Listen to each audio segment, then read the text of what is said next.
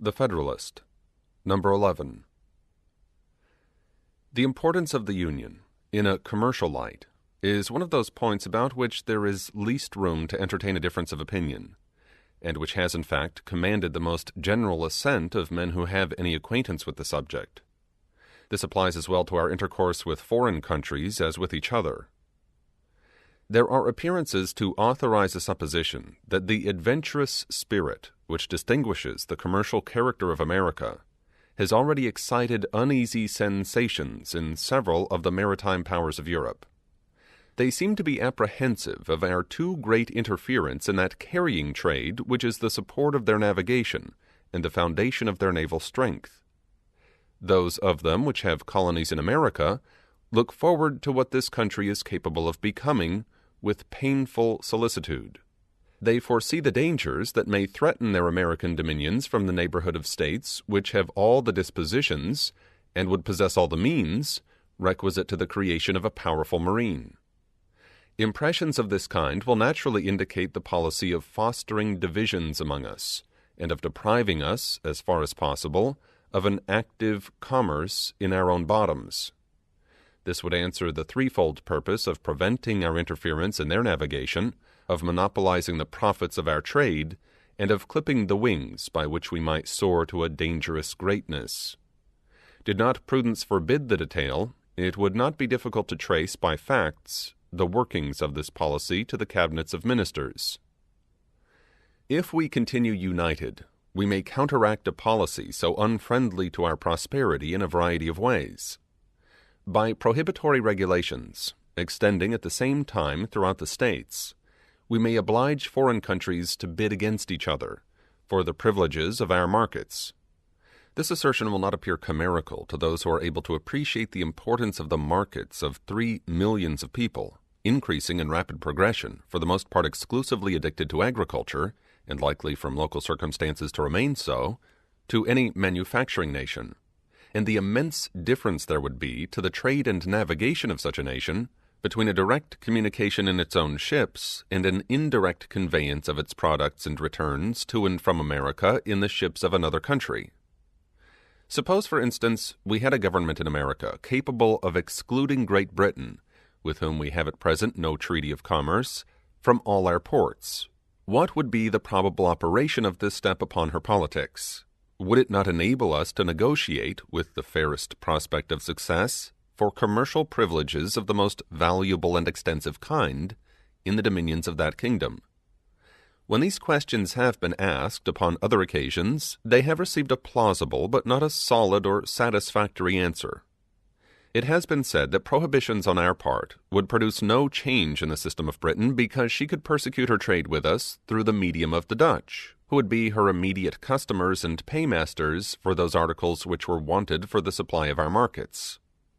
But would not her navigation be materially injured by the loss of the important advantage of being her own carrier in that trade? Would not the principal part of its profits be intercepted by the Dutch as a compensation for their agency and risk? Would not the mere circumstance of freight occasion a considerable deduction? Would not so circuitous an intercourse facilitate the competitions of other nations, by enhancing the price of British commodities in our markets, and by transferring to other hands the management of this interesting branch of the British commerce? A mature consideration of the objects suggested by these questions will justify a belief that the real disadvantages to Britain from such a state of things, conspiring with the prepossessions of a great part of the nation in favor of the American trade, and with the importunities of the West India Islands, would produce a relaxation in her present system, and would let us into the enjoyment of privileges in the markets of those islands and elsewhere, from which our trade would derive the most substantial benefits. Such a point gained from the British government, and which could not be expected without an equivalent in exemptions and immunities in our markets, would be likely to have a correspondent effect on the conduct of other nations, who would not be inclined to see themselves altogether supplanted in our trade. A further resource for influencing the conduct of European nations toward us, in this respect, would arise from the establishment of a federal navy. There can be no doubt that the continuance of the Union under an efficient government would put it in our power, at a period not very distant, to create a navy which, if it could not vie with those of the great maritime powers, would at least be of respectable weight if thrown into the scale of either of two contending parties. This would be more peculiarly the case in relation to operations in the West Indies. A few ships of the line, sent opportunely to the reinforcement of either side, would often be sufficient to decide the fate of a campaign, on the event of which interests of the greatest magnitude were suspended. Our position is in this respect a most commanding one, and if to this consideration we add that of the usefulness of supplies from this country in the prosecution of military operations in the West Indies, it will readily be perceived that a situation so favorable would enable us to bargain with great advantage for commercial privileges. A price would be set not only upon our friendship, but upon our neutrality. By a steady adherence to the Union, we may hope ere long to become the arbiter of Europe in America, and to be able to incline the balance of European competitions in this part of the world as our interest may dictate. But in the reverse of this eligible situation, we shall discover that the rival ships of the parts would make them checks upon each other, and would frustrate all the tempting advantages which nature has kindly placed within our reach. In a state so insignificant, our commerce would be a prey to the wanton intermeddling of all nations at war with each other, who, having nothing to fear from us, would with little scruple or remorse supply their wants by depredations on our property as often as it fell in their way. The rights of neutrality will only be respected when they are defended by an adequate power. A nation despicable by its weakness forfeits even the privilege of being neutral. Under a vigorous national government, the natural strength and resources of the country directed to a common interest would baffle all the combinations of European jealousy to restrain our growth. This situation would even take away the motive to such combinations by inducing an impracticability of success. An active commerce, an extensive navigation, and a flourishing marine would then be the offspring of moral and physical necessity. We might defy the little arts of the little politicians to control or vary the irresistible and unchangeable course of nature. But in a state of disunion, these combinations might exist and might operate with success. It would be in the power of the maritime nations, availing themselves of our universal impotence, to prescribe the conditions of our political existence. And as they have a common interest in being our carriers, and still more in preventing our becoming theirs, they would in all probability combine to embarrass our navigation in such a manner as would in effect destroy it, and confine us to a passive commerce. We should then be compelled to content ourselves with the first price of our commodities, and to see the profits of our trade snatched from us to enrich our enemies and persecutors. That unequaled spirit of enterprise which signalizes the genius of the American merchants and navigators, and which is in itself an inexhaustible mine of national wealth, would be stifled and lost, and poverty and disgrace would overspread a country which, with wisdom, might make herself the admiration and envy of the world. There are rights of great moment to the trade of America, which are rights of the Union. I allude to the fisheries, to the navigation of the western lakes, and to that of the Mississippi. The dissolution of the Confederacy would give room for delicate questions concerning the future existence of these rights, which the interest of more powerful partners would hardly fail to solve to our disadvantage. The disposition of Spain with regard to the Mississippi needs no comment. France and Britain are concerned with us in the fisheries, and view them as of the utmost moment to their navigation.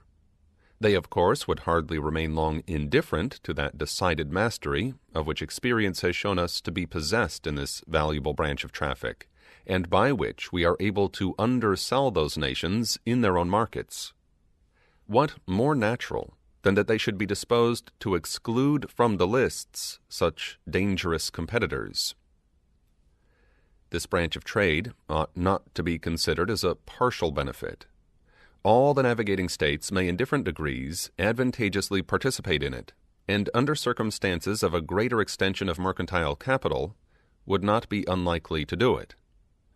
As a nursery of seamen, it now is, or when time shall have more nearly assimilated the principles of navigation in the several states, will become a universal resource. To the establishment of a navy, it must be indispensable. To this great national object, a navy, union will contribute in various ways. Every institution will grow and flourish in proportion to the quantity and extent of the means concentrated towards its formation and support. A navy of the United States, as it would embrace the resources of all, is an object far less remote than a navy of any single state or partial confederacy, which would only embrace the resources of a single part. It happens indeed that different portions of Confederated America possess each some peculiar advantage for this essential establishment. The more southern states furnish in greater abundance certain kinds of naval stores, tar, pitch, and turpentine. Their wood for the construction of ships is also of a more solid and lasting texture. The difference in the duration of the ships of which the navy might be composed, if chiefly constructed of southern wood, would be of signal importance, either in the view of naval strength or of national economy. Some of the southern and of the middle states yield a greater plenty of iron, and of better quality. Seamen must chiefly be drawn from the northern hive. The necessity of naval protection to external or maritime commerce does not require a particular elucidation, no more than the conduciveness of that species of commerce to the prosperity of a navy. An unrestrained intercourse between the states themselves will advance the trade of each by an interchange of their respective productions, not only for the supply of reciprocal wants at home, but for exportation to foreign markets. The veins of commerce in every part will be replenished, and will require additional motion and vigor from a free circulation of the commodities of every part. Commercial enterprise will have much greater scope from the diversity in the productions of different states. When the staple of one fails from a bad harvest or unproductive crop, it can call to its aid the staple of another. The variety, not less than the value, of products for exportation contributes to the activity of foreign commerce. It can be conducted upon much better terms with a large number of materials of a given value than with a small number of materials of the same value, arising from the competitions of trade and from the fluctuations of markets. Particular articles may be in great demand at certain periods and unsaleable at others, but if there be a variety of articles, it can scarcely happen that they should all be at one time in the latter predicament, and on this account the operations of the merchant would be less liable to any considerable obstruction or stagnation.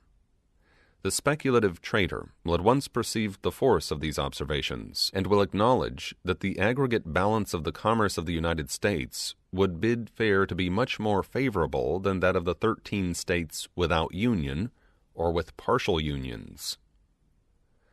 It may perhaps be replied to this, that whether the states are united or disunited, there would still be an intimate intercourse between them which would answer the same ends. But this intercourse would be fettered, interrupted, and narrowed by a multiplicity of causes, which in the course of these papers have been amply detailed. A unity of commercial as well as political interests can only result from a unity of government. There are other points of view in which this subject might be placed, of a striking and animating kind, but they would lead us too far into the regions of futurity, and would involve topics not proper for a newspaper discussion. I shall briefly observe that our situation invites and our interests prompt us to aim at an ascendant in the system of American affairs. The world may politically as well as geographically be divided into 4 parts, each having a distinct set of interests. Unhappily for the other 3, Europe, by her arms and by her negotiations, by force and by fraud, has in different degrees extended her dominion over them all. Africa, Asia, and America have successively felt her domination. The superiority she has long maintained has tempted her to plume herself as the mistress of the world, and to consider the rest of mankind as created for her benefit. Men admired as profound philosophers have in direct terms attributed to her inhabitants a physical superiority, and have gravely asserted that all animals, and with them the human species, degenerate in America, that even dogs cease to bark after having breathed a while in our atmosphere. Facts have too long supported these arrogant pretensions of the Europeans. It belongs to us to vindicate the honor of the human race, and to teach that assuming brother moderation. Union will enable us to do it. Disunion will add another victim to his triumphs. Let Americans disdain to be the instruments of European greatness. Let the 13 states, bound together in a strict and indissoluble union, concur in erecting one great American system, superior to the control of all transatlantic force or influence, and able to dictate the terms of the connection between the old and the new world. Publius.